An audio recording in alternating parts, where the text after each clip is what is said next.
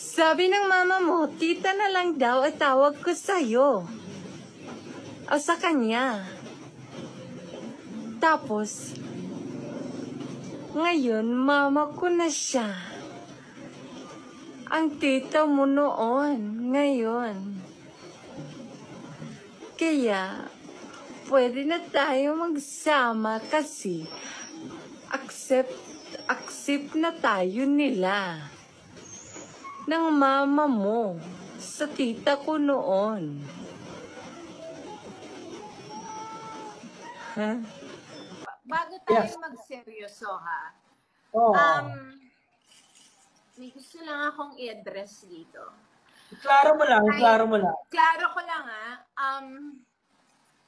dali lang. Let's just get the elephant in the room, like just out of the way. Nadine, I'm sorry. I'm sorry for stealing James. Char! Yung pala eh. Wrong Isa!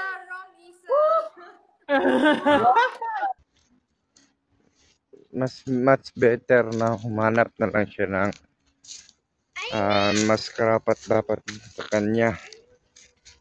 Hindi yung parang nagpaparinig siya pero hindi naman yun sa iba. Pero mas okay na yung may yung tawag na Joseph talaga niya.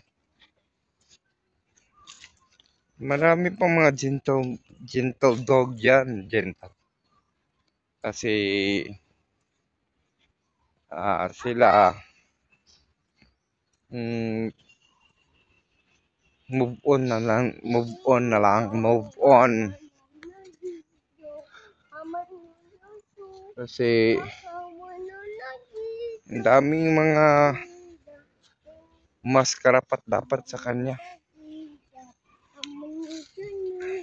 So, hindi move on na. Okay.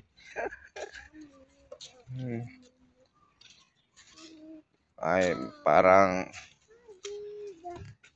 daming mga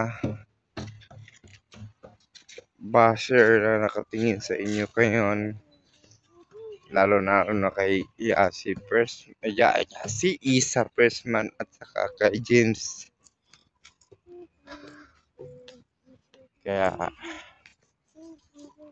ganun, move on na lang.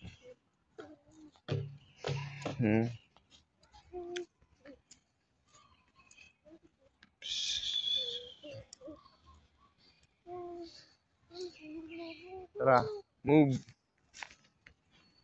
Ngayon may gamay tubig biskwit. Agas. Burnout.